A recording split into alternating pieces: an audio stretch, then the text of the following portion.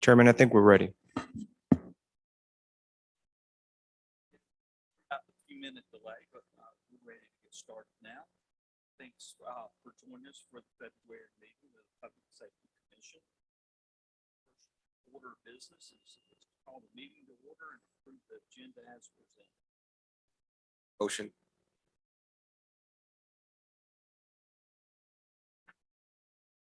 Second by Mr. Beaver. Opposed?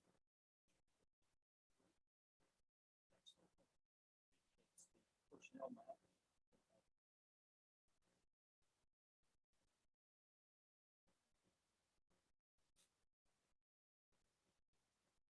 Morning, Mr. Chairman, members of the commission. I appreciate the opportunity to come this morning and recognize some of our employees again for outstanding work. The first officer this morning that we're going to recognize is Officer Chase Jenkins.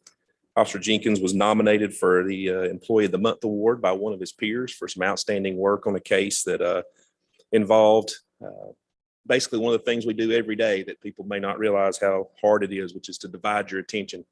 When you're busy doing something, to be able to focus on that and still be able to use your other skills to listen to your radio and know what's going on. While kind of in the middle of a call he was on, he heard a lookout given for a vehicle that was involved in a robbery at the Kroger on Walnut Avenue. Knew that vehicle was going to be in the area where he was working.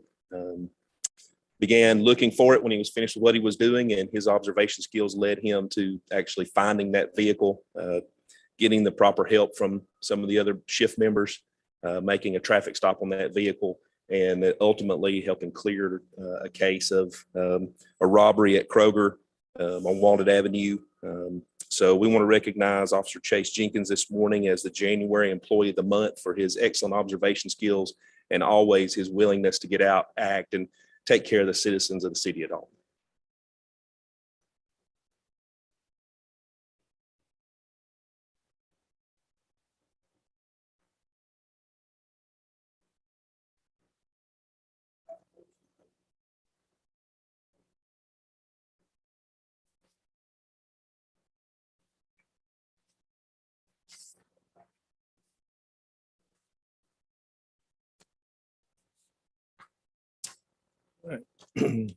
And next is an award again that's an honor to be able to present to an employee for outstanding work. Again, every year we go through and evaluate officers in our agency who have been recognized or done outstanding work throughout the year.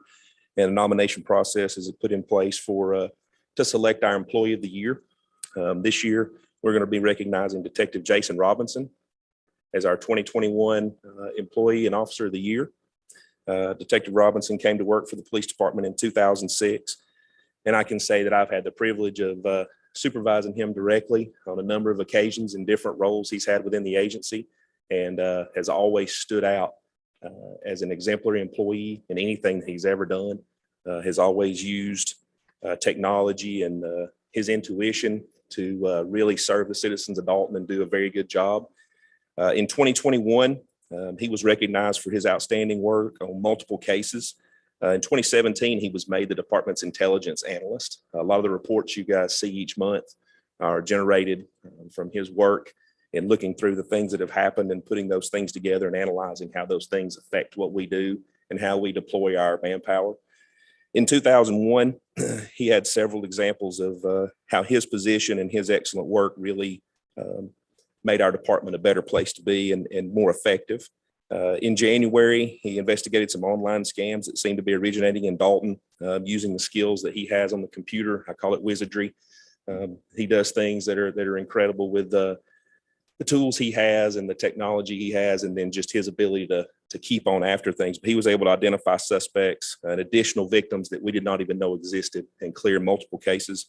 In February, he was made aware of a burglary ring that had targeted businesses near I-75, and he put together a strategy for our patrol officers to deploy effectively. And Again, in our business, sometimes what you don't see is the most success, and we never saw that burglary ring show up in Dalton. So I'd like to attribute the fact that we were strategically placed in places at times to lead to those suspects never deciding to show up in Dalton. And he does excellent work like that all the time. In September, he assisted the patrol division in identifying the owners of some stolen property that was recovered from a suspect who was arrested stealing catalytic converters. And as a result of that, multiple other cases were cleared. Also in September, he was asked to follow up on a case involving some potential fraud. As we know these days, identity theft and that sort of crime not only affects directly the people who property's taken from, but affects all those victims whose identities are used for sometimes years. And he was able to identify a group that our patrol division had started a case. He took that case and then took it further. And through his work, he identified multiple suspects, a ring that was taking identities and buying high dollar vehicles and other types of property.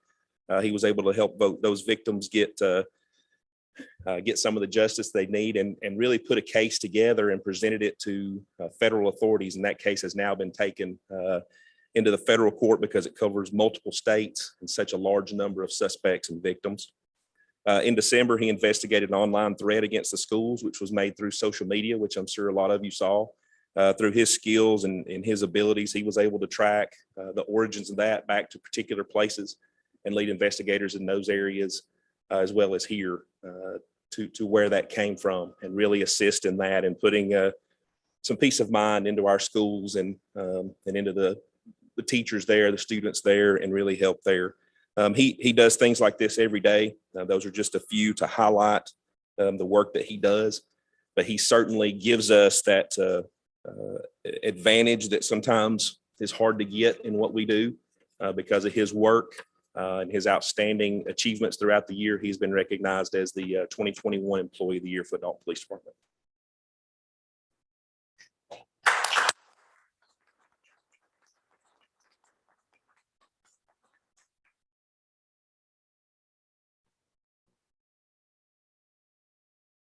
Detective Robinson, congratulations.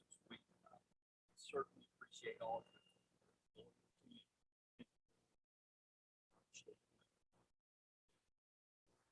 Certainly appreciate that. Congratulations. I make one comment. Detective Robinson is a parent of 3 publicly educated children in this community. The fact that you took that threat seriously gave my household a lot of peace, and I cannot thank you enough for how seriously you took violent threats at our school. So thank you again.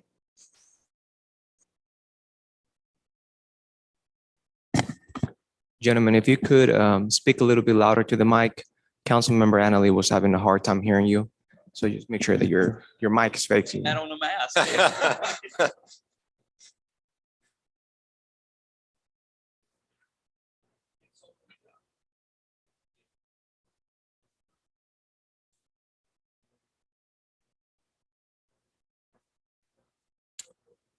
Second.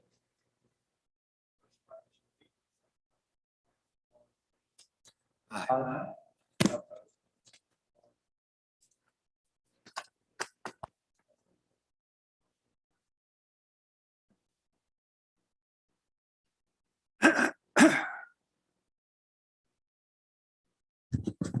Thank you, Chairman. Today we just have 222 alcohol applications. We'll start with business owner being the Gallon Goat LLC, doing business as the Gallon Goat. The applicant's name is Mr. John Wilson. Location address will be 307 South Hamilton Street. The type of licenses being applied for are pouring beer, pouring wine, and pouring liquor. Morning, gentlemen. Morning. Hello. Yes, my name is John H. Wilson.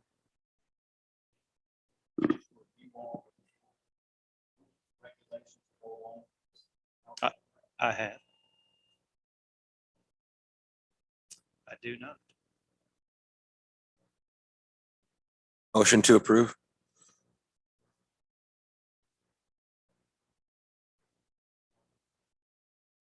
Aye.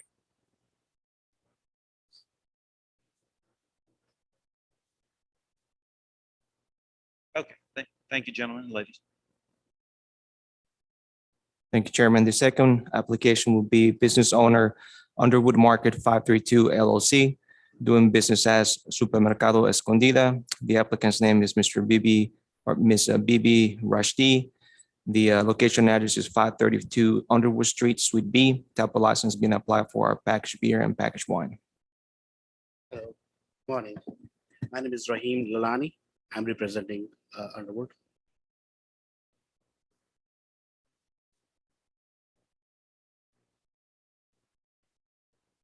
Yes. No. Motion to approve.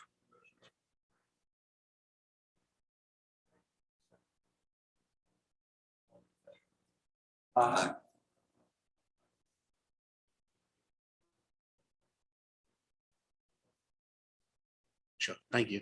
Thank you. Thank you, gentlemen.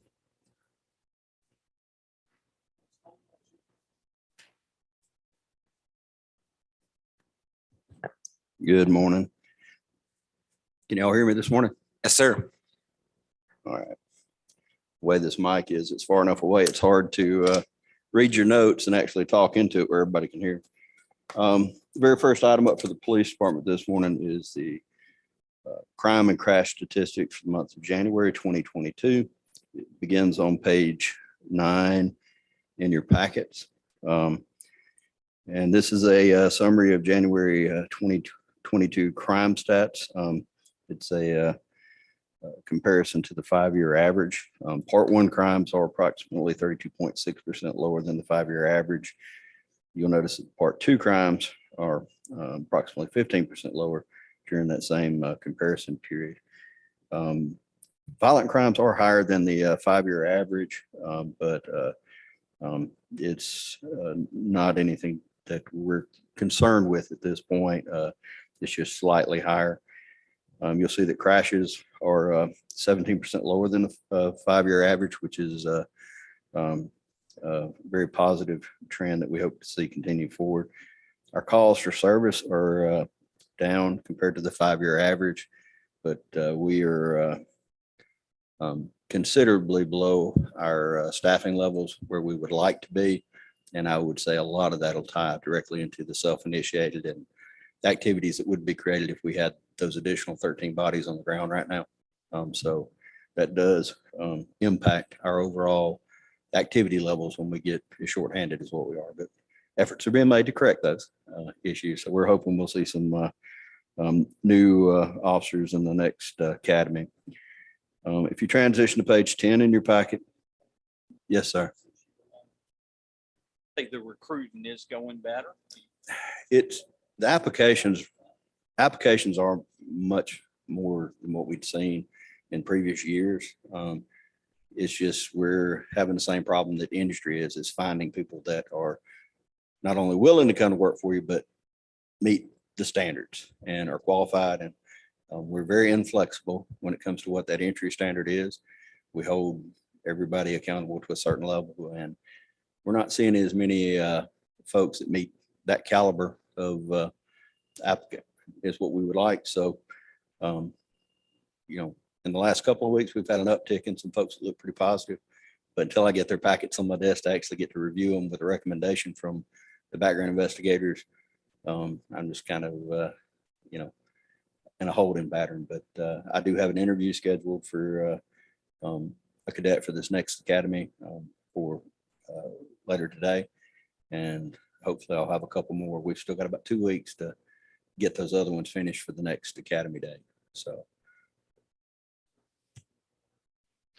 But no, I mean, you lower your standard and you're going to find that the outcomes are not going to be nearly as positive as what we have with the current standards. So we're not willing to sacrifice. We'd rather work a little bit harder with less than we would have those extra folks out there that make decisions that wouldn't be beneficial to the community or the department. So page 10 is the next page in your packet for the police department. This is just shows the 5-year trends, just a table with those. You'll notice that we did show a uptick in the number of robberies for January of 2022. There were 3 reported, but Chief Crossan, when he was up a minute ago, mentioned that we've made some headways with making arrests on some of these cases. So yeah, we did have some robberies, but we're doing a really good job, our detective office, about clearing them. So we're very happy with the fact that we've resolved most of those. Burglaries were up in January, and this has been something we haven't seen as many burglaries in the last year or two. I think it's because more people were home during COVID, so they had less opportunities to do burglaries. But I think some of these were commercial versus residential. But we're going to keep an eye on that. But I don't really think that trend will be something we'll see month in and month out. Just a lot more burglaries. I think that was just an anomaly, but we are watching that.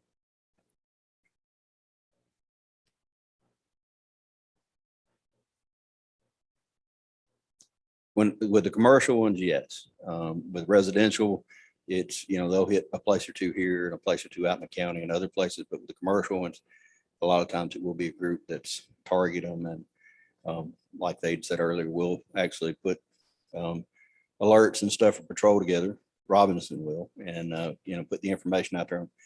Most likely time, scenarios, and locations where it'll happen, and we try to reduce those. So I think we'll have some positive results on those. Motor vehicle theft, for the last couple of years, we've been talking about motor vehicle thefts as being just through the roof. If you look at this past month, the numbers were lower than the 5-year average. And we'll actually, when we get to the investigation summary, we'll talk about those. But one of the 2 stolen vehicles reported actually turned out to be unfounded. It was a camper that was borrowed by a family member, reported stolen because not everybody in the family knew who had the camper, and it showed back up. So, that's one of those, it shows as a motor vehicle theft, but in reality, it wasn't a motor vehicle theft. But when you look at the statistics over the 5-year period, property crimes are lower than the average. Violent crimes are slightly above the 5-year average, but if you compare those to what they were last year, we're slightly below where we were at this same point last year. So I think things look fairly positive overall for us on that. But property crimes, that trend that we've seen with those being significantly down in comparison to 2021, we hope to carry that all the way through 2022, because that's a really positive thing for the citizens here, is not having as many thefts of property. Page 11, if you'll move forward to that, contains the table comparing directly January of 2021 with 2022. Already mentioned that the robberies and burglaries are up for the month in comparison to January of 2021. And as well, there is a uptick in forgery and counterfeit cases that we had during January 2021. Our public roadway crashes, if you look, January of 2022, we only had 88 crashes, and we had 102 in the same time period last year. So that's a significant reduction. I was very happy to see that. I've already mentioned the calls for service are down, and they have been for the last 12 months, but a lot of that's going to be tied to our staffing levels. But if you look at citations and warnings, it does show that the officers that we have out here in the field are actively enforcing traffic laws and safety hazard issues. That probably ties to the reduction in the number of crashes, because they are doing a good job with the enforcement stuff they are able to do. The next page in your packet is page 11. This contains, page 12. This is the summary of significant events. Some of these we've already mentioned, but you'll see that there were, during January 2022, there were 6 reported aggravated assaults. Half of these aggravated assaults were tied to a series of shooting incidents at a residence. And we have made arrests on these cases, and it has had a definite positive impact on our aggravated assaults for the current month because those individuals have been arrested and will be facing charges for firing at a residence. So the two subjects were arrested on those with multiple offenses. Like I said, there were two reported motor vehicle thefts in January. One of the stolen vehicles was a rented U-Haul. We see rented vehicles where they're not returned under the terms of the contract, impacting our stolen vehicle reports more in recent years than what we have in years past, but that's not a traditional theft as you would see with somebody going out and hot wiring a car and driving off. So there's not a lot preventive wise we could do to stop a Hertz or a U-Haul truck being stolen if it was rented, not returned on time. And like I said, there's 3 reported robberies during January. 2 of those robberies have been closed by arrest, and we're still actively investigating one. The top 2 reports listed the aggravated assaults, case number 301 and 334. These are ones I was mentioning that were multiple reports taken in reference to subject shooting at this residence. Officers conducted extra patrols, located multiple subjects in the area after the 3rd shooting, and 2 of the subjects were charged. This is gang-related activity, so we will definitely be trying to make sure that we get as successful of a prosecution as we can on that. And then case 283 is the theft of the purse. I believe it was from the Kroger's, which we had the officer in here for Employee of the Month for solving that case. So some of these you've heard about just because it tied into the beginning of our meeting today for awards and accommodations.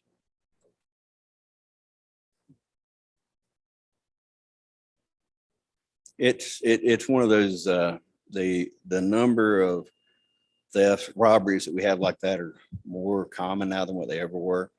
People go up and snatch the buggy, the purse out of the buggy or off the woman's shoulder while they're shopping. The proximity to the interstate there makes it very easy for them to do it. And you get on the interstate and you're gone. And so it's a lot more common. And then the other trend on robberies that we see are where people are doing like online sales and they agree to meet you to sell AirPods or computers or other things, or even drugs for that matter. And then when they get there, they get ripped off and, robbed of their cell phones and other things when they went to buy narcotics. So it's a whole different environment that we're in now than what it was years ago. I mean, people are doing some extremely dangerous behaviors. The final page or pages in the crash or crime and crash statistics report contain the crash stats for January 2022, begins on page 13. Already mentioned we had 88 crashes in January. Injury crashes were down in comparison to December, which is something we definitely want to see as the number of injuries go down. Angle and rear end was the most prevalent. Failure to yield was the leading contributing factor. Glenwood Avenue was the high crash roadway. However, Walnut Avenue was the leading injury roadway, and Walnut with the higher speed limits, we typically see more injuries or more significant injuries.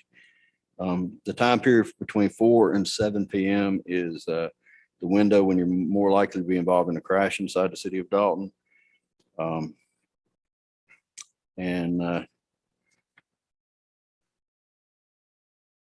That pretty much sums up the crash data for the month. If you've got any questions about anything contained in the crime and crash statistics for the month of January 2022, I'd be happy to try to answer those for you at this time. If not, I submit the crime and crash statistics for your approval at this time. I have one question, Chief. 9 gang members on page 12 were located by officers, it says, and were detained. And forgive my ignorance, but is that our entire sum of gang members in Dalton? I'd love to tell you that it is the entire sum of gang members in Dalton, but we do have quite a few.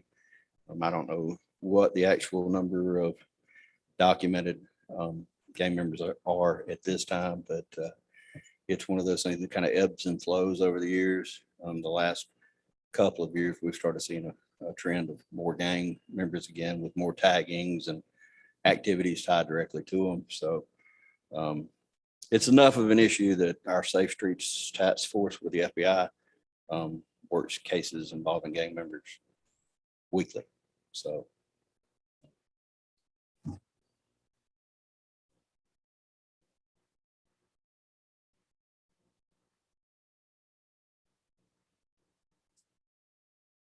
hear about it for a while.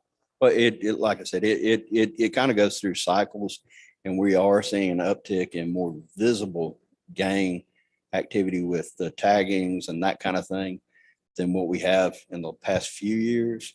And we're actively working on those, with the recent arrest of 12 individuals that were tied to it.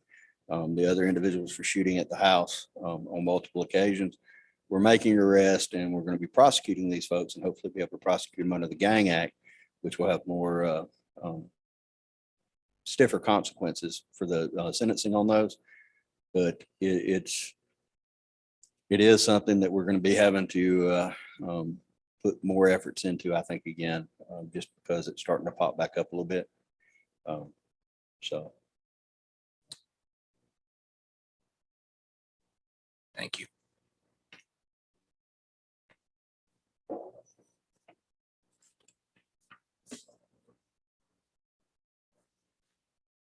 Motion to approve.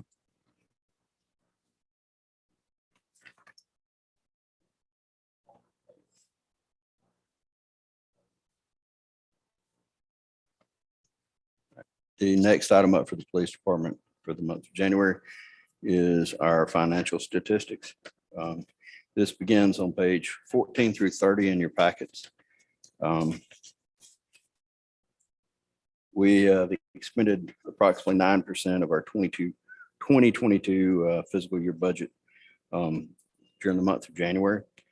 It is important to note that the city transitioned to a new accounting categories for all of our expenditures. So we're all going through a little bit of growing pains, us, fire, public works, the way we're reporting things. So you'll probably see us have to move money between lines more frequently this year than years past earlier, not because of mismanagement of the funds, but just because we put it in a category and we think we got it in the right category. But once it gets to finance, we might find out that we weren't as efficient in putting it in the right line as what we should have. But there's plenty of funding there for us to meet our needs. We just may have to move it around to make sure we get it in the appropriate lines as we determine that we didn't get them in the right category as we go forward. I'm sure Todd's staff probably will have similar issues as they move forward. But the other item that's important to mention is that we did open sealed bids recently for vehicles. We did not purchase vehicles in fiscal year 2021 because the manufacturers were unable to guarantee delivery of said vehicles before the end of the fiscal year. So when other departments were buying fire trucks and dump trucks and other things, we were one of the few that did not purchase vehicles last year. So we had to get on the ball early this year and get our sealed bids out for it. And we had two companies that bid on the vehicles. And the local Ford dealership, Ford of Dalton, was the low bidder for both marked vehicles and unmarked vehicles. So we, with your blessing, will be placing the order for the 6 patrol vehicles and 2 unmarked vehicles. These vehicles will be covered with the current SPLOST funds. So the funding is sitting in the city coffers to cover this cost. It's just need your blessing when you do the approval of the financial report for us to place that order as well for those vehicles. But so far we're doing well with the money that's been budgeted to us by the city, and we feel that we will be able to move through the year within the constraints of the budget that we have. If you have any questions about anything contained from pages 14 through 30 in your packets, I'd be happy to answer. If not, I ask for your approval of the financial statistics.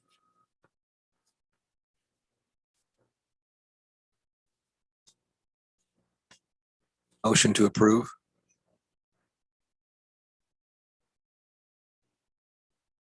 Second. Second by Mr. Weaver.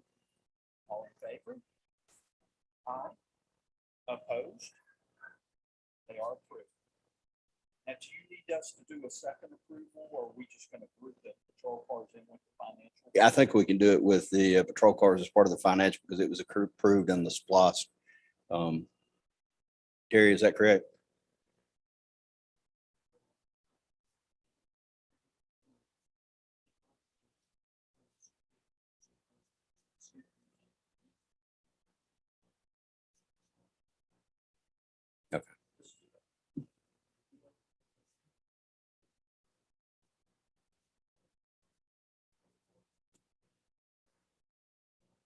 Mr. Weaver, Second.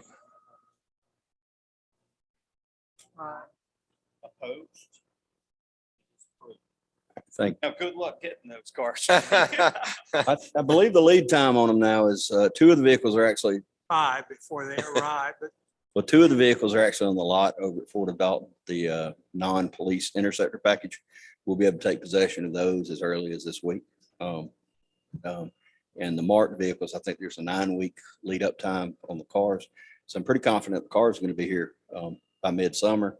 My concern now is camera systems and other things that rely on the chips.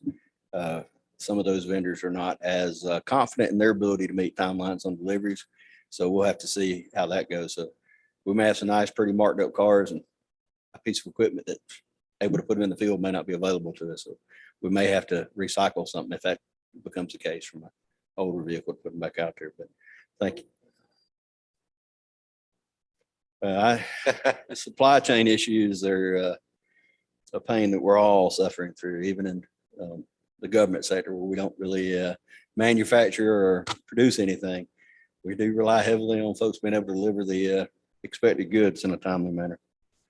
Very last item for the police department up is the policies for the month. These begin on page 31 in your packet, go through page 57. There are 5 policies in the packet for approval. All 5 of them have been forwarded to the city attorney for review, and all suggested edits and changes and revisions were made by Captain Scott. 4 of the 5 policies actually are tied directly to CALEA standards. One of them does not have any CALEA standards that apply to it. The policies that are up for review are 3.7, which is harassment and discrimination in the workplace. Most of the issues were rewording. You'll notice that in that policy, we went from the use of the term civilian employee to non-sworn. So it just through section 1 and 2, it takes that. It also in that policy, the term explorer, police explorer that we've used for years, we've switched over to a public safety cadet program. The function and purpose of that program is the same, but the title was different. So we had to get the policy to match up the proper wording on that.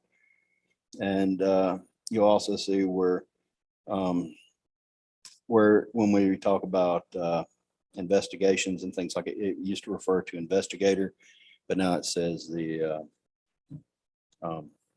professional standards, because that's the terminology we use for internal investigations. That is, it's not done, administrative reviews aren't done by investigators, they're done by professional standards, which is still an investigation. It's just the terms needed to match our practices. 3.9 is the employee assistant program and critical incident support. This also had the removing the term officer and talks about employee, because we have to recognize the fact that we do have employees that are not officers. And the changes in it,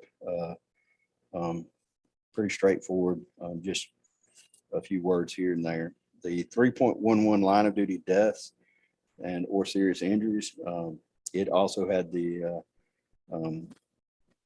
VN term removed, non-sworn put in there.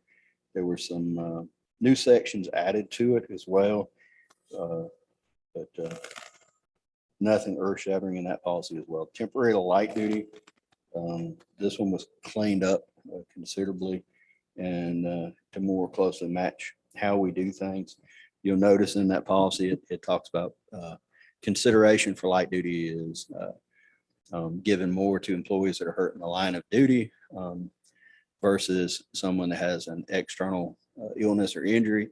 We do occasionally make accommodations for that. And so the policy allows for it, but It does not require that we provide those types of duties or functions. And then 3.16 is the personnel files. And this policy just cleaned up to match our current practices, and the terms and phrasing in it matches more consistently with other policies. This policy does not actually tie to a LEA standard. To my understanding, it's basically a City of Dalton Police Department standard, so it doesn't have any CLIA guidance that says specifically how we have to perform that. But if you've got any questions about those 5 policies, if you'll let me know what they are, I'll try to answer those for you. Just let me know what page it applies to, and I'll go from there.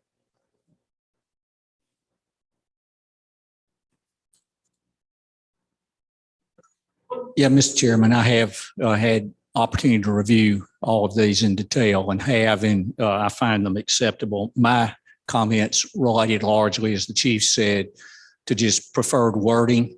And in the case of temporary light duty, we wanted to be sure that at least as to on the job injuries, that what we were saying in our policy was consistent with the Georgia Workers' Compensation Act and regulations, and they are. So I think these are certainly from a legal standpoint, good to be approved. Motion to approve.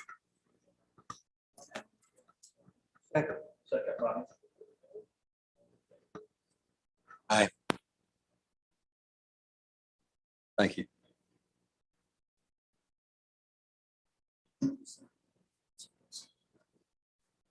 Good morning.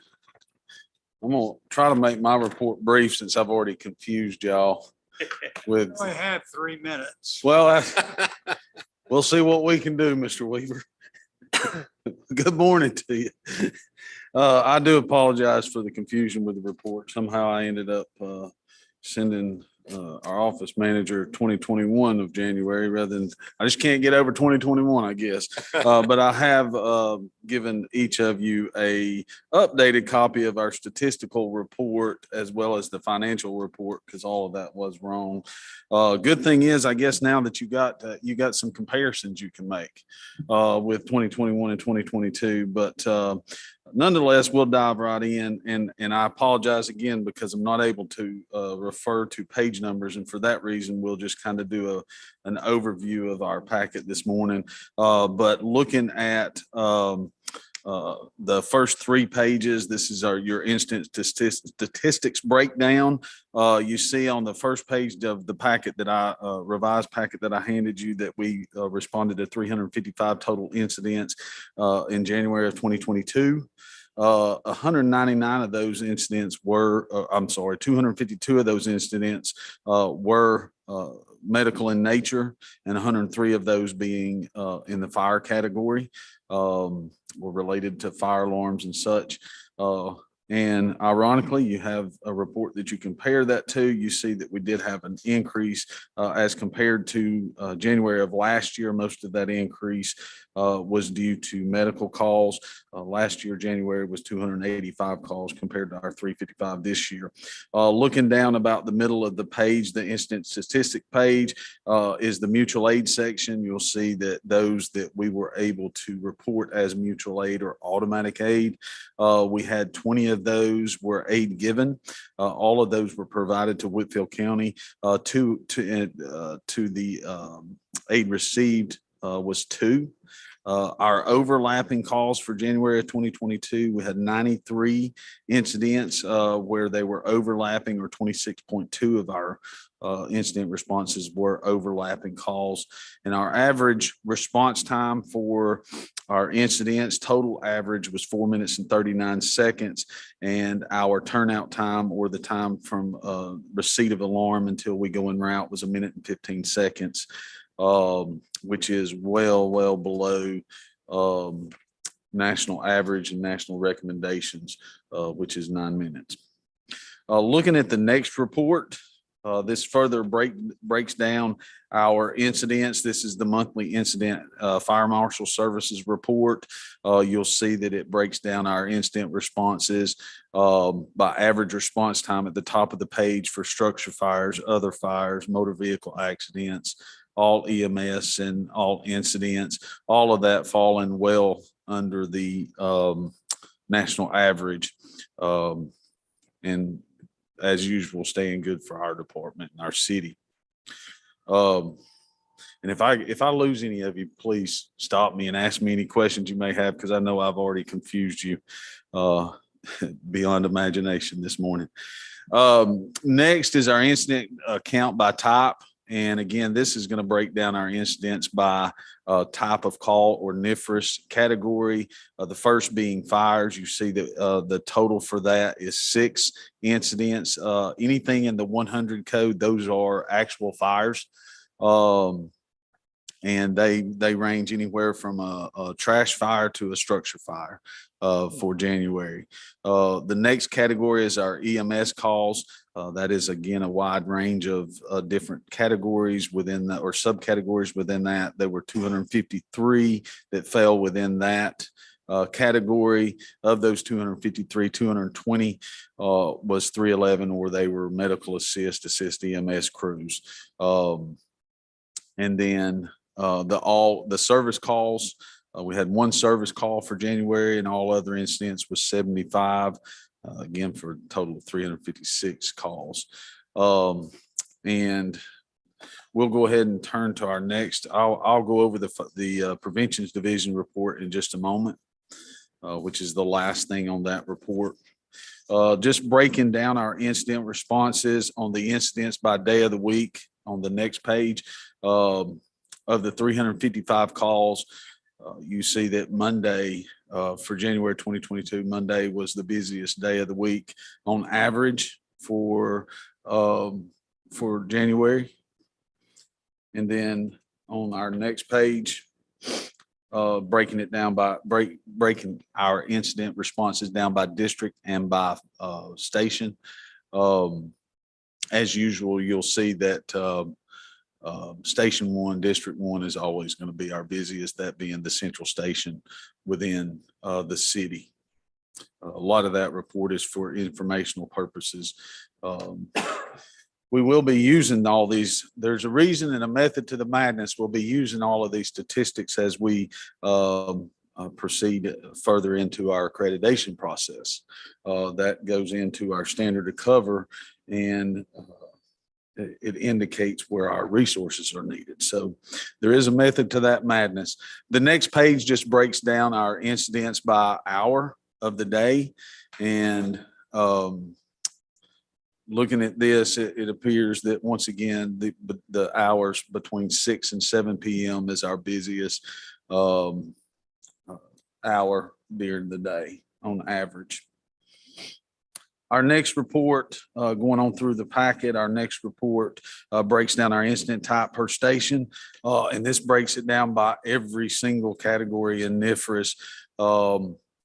And as usual, as I've already mentioned, you'll see that Station 1 is the busiest station in January, with 142 of the over 300 incidents responded to in January.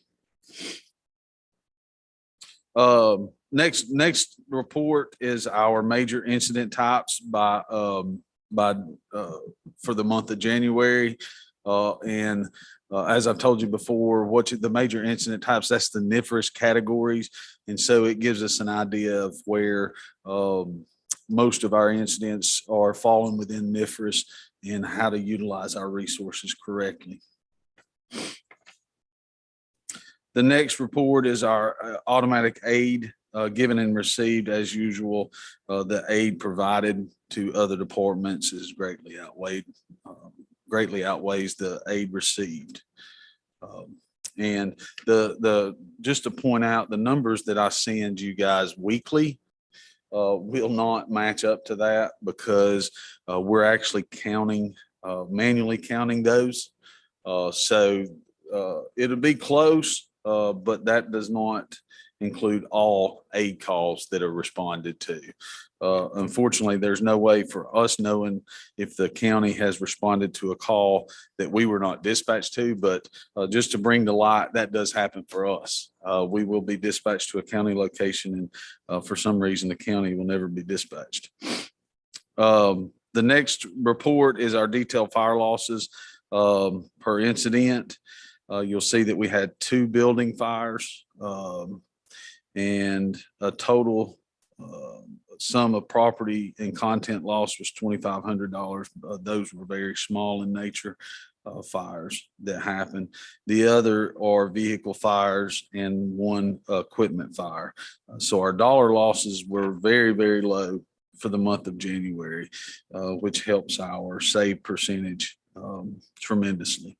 The next page is also the detailed property and contents. That's just looking at the contents and property as a whole.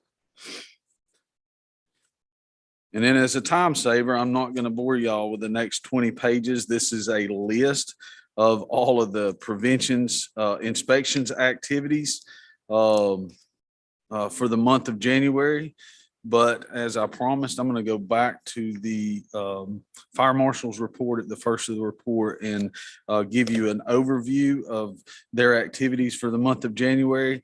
During the month of January, preventions conducted 17 annual reports, 1 new construction inspection, 10 OTC inspections, 29 plan reviews, and 2 re-inspections and 60 site visits. And again, site visits typically occur when they have found some deficiencies during their annual inspections. They will then go return to the site and re-inspect for compliance to code issues. So that is our preventions division report. And last but not least, I'll turn your attention to the training division monthly report. And this is going to tie for the next 2 months. This is going to tie directly to our financial report as well, as we had some classes that we had postponed last year due to budgetary constraints, as a result of some obvious impacts that COVID had on our department and some extracurricular activities that we participated in. So therefore, we canceled a couple of our special operations trainings. So in January, we began makeup on those. And so you'll see as we move forward that it appears like we're blowing through some of our payroll. But that's just due to making up some of this, and that is planned. That will slow down as we move throughout the year. But in our training division monthly reports, you'll see our training hours for the month of January totaled 1,901 hours of training. Our outside schools that our personnel attended, we had 1 firefighter that attended acting officer in charge for the fire service at the academy, and a firefighter attended preparation for initial company operations, the decision making for initial company operations. These are all tied to our advancement and promotional opportunities for our personnel. That is our January statistical report. I'd be happy to answer any questions that any of you may have. But if there are none, I'd ask your approval for our statistical report. I have one. When you talk about being accredited, who are you referring to, and does that lower what does that do for us, I guess? It's a lot of the same as what PD's accreditation is, but theirs is tied to a lot more legalities, I'd say, than ours is. But it is basically a self-reflection upon the job that you're doing. But it is it goes to indicate to our level of professionalism and what we have to offer. As I have explained it before, we say that we're one of the best. That proves that we're one of the best. So it doesn't change insurance rates or anything like that? Once we do achieve our accreditation, there was one thing that kept us from a ISO 1, and that was the fact of absence of a standard of cover in some of our resource allocation things that we needed. This requires us to have that. and we're very close to being able to complete that. Or really get into the middle of it good anyways. So once we have that, there'll be no reason that anything would be holding us back from achieving that. Thank you. Firm believer in accreditation. It does wonders for most organizations that have strong accrediting agencies, i.e. SACs for public education. So we started this many years ago with the police department to get accreditation by CLIA. And then we asked the chief, the fire department, to begin moving towards accreditation. I have never seen where you have adequate accreditation that you don't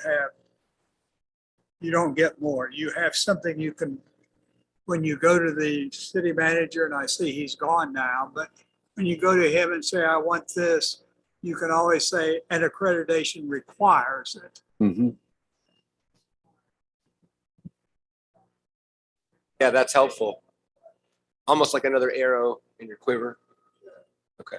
Yeah, and I'm not sure, speaking on the law enforcement side, how many agencies are actually accredited. But when we began this, there was less than 1,000 nationwide. Thank you. Thanks, Bill. Surprised to see how consistent you guys are throughout the day when we were looking at the time schedule, and number of calls. They're Yeah. pretty busy, right? Yeah. This is, yeah, exactly. But, y'all got to approve the report. Did y'all ever?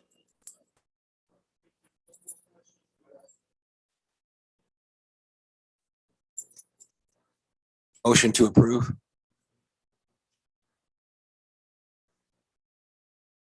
Second. All in favor? Aye. Aye. Opposed? It is approved. Thank you. Next on our agenda is our financial report.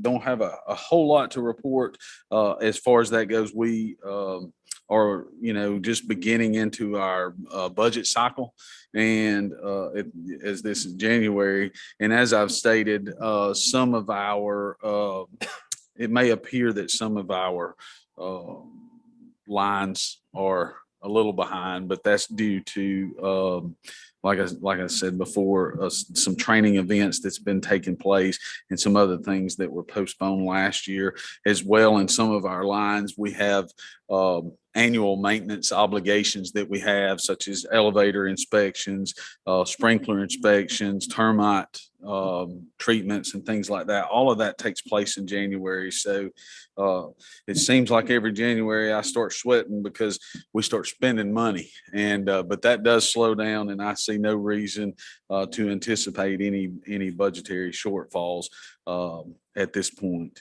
in the year. But I'd be happy to answer any questions that any of you may have. If none, I would ask your approval for our January financial report. And again, look at that financial report on what I gave you guys this morning, because the one that was in the packet was 2021 as well. Anybody have any questions for the chief?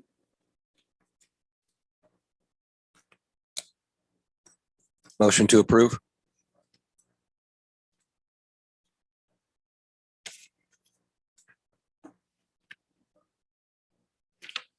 Aye.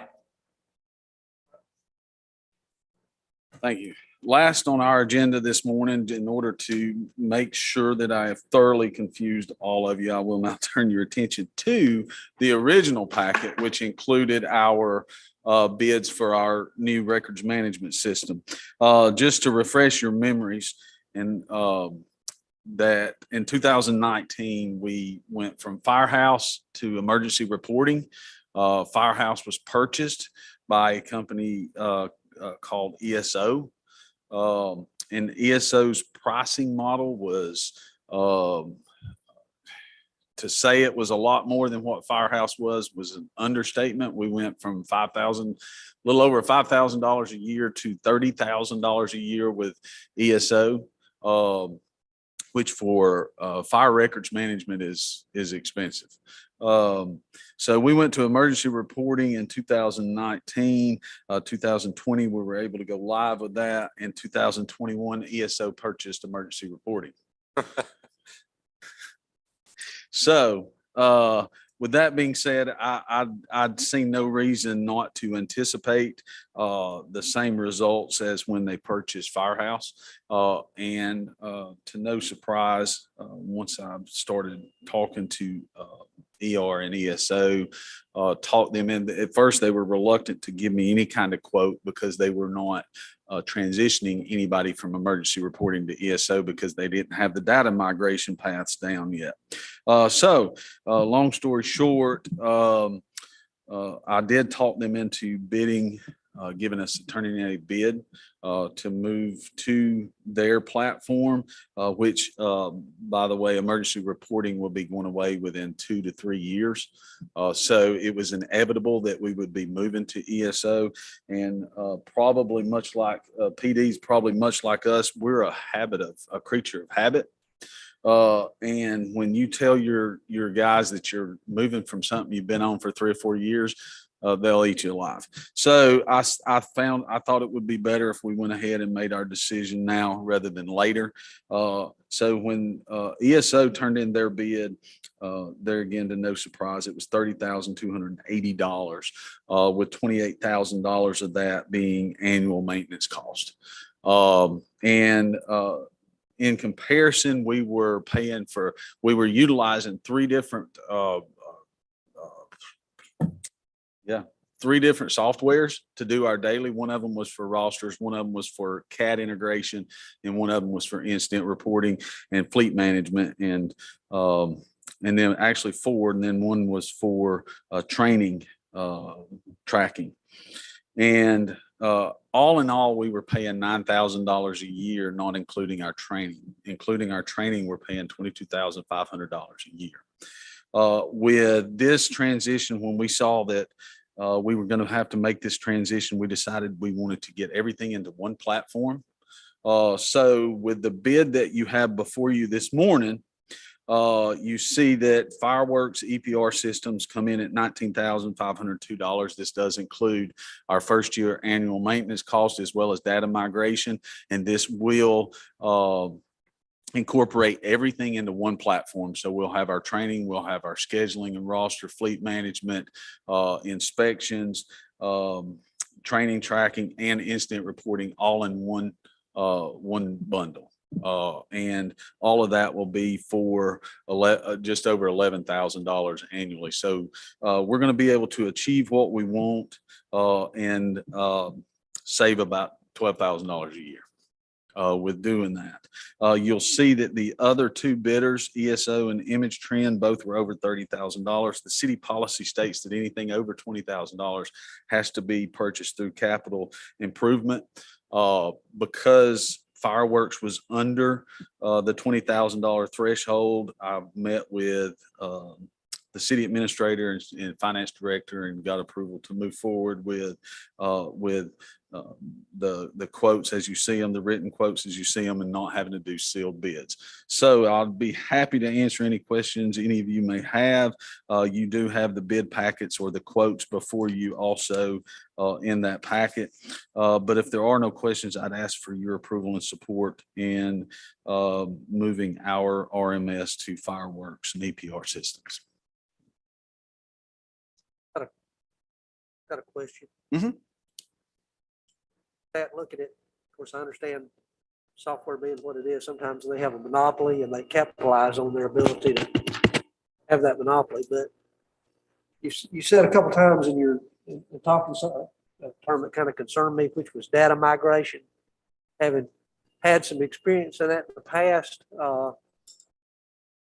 that's my question would be, in looking at EPR systems versus these other vendors and looking at the history of the other RMS systems that you've used, how concerned / confident are you that what the vendor indicates they can deliver on migration of your old data can successfully take place? And how comfortable are you with the support that you've you will get after the sale in terms of the historical issues of the technology. That Yeah, makes sense? and good question. And actually, fortunately, we have a good reference that we were able to utilize. And I actually had sent some more questions to him, but Rome, Floyd uses this system. They actually are the ones that turned us onto this system in 2019. Now, the reason we didn't go with this system in 2019 is they had a different pricing structure then. For whatever reason, I don't know if it was a phone call they had with me, because we had a candid phone conversation after the sealed bid process in 2019, of which, I told them they were never going to be able to hit any kind of departments in our market, in our size. But they cut their pricing by 50% since 2019 with the same product, actually a better product. So when we've talked to Rome and our contacts in Rome, they're still praising the software. They're still praising everything.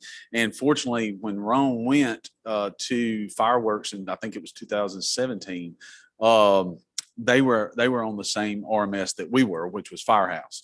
And they had a seamless transition. All their historical data, they were able to migrate over and be able to retrieve that data as well. Now, when we moved over from Firehouse to emergency reporting, there was some data that was corrupted that we were not able to retrieve. That data sits right now in a server, a local server here at City Hall. We're able to access it when needed. But in my conversations with Fireworks to date, they feel confident that they'll be able to retrieve that data and also migrate it into Fireworks if and when we move to them. On-site service or support, where will this outside? This will be a web-based software, and it's got cloud storage, replicated cloud storage. And it's much like what we currently use with emergency reporting, in that there's no physical servers or anything like that. There's no local data storage. Now, Are they based out of? Florida.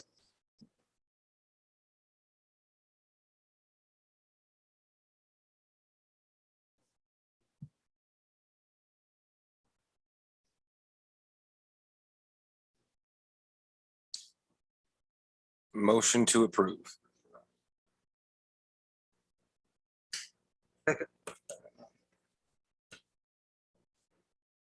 Aye. Thank you. Maybe next month we can actually hit February 22. How about that?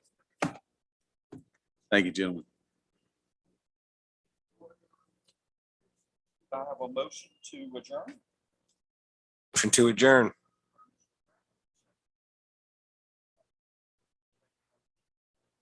All in favor? Aye. We are adjourned.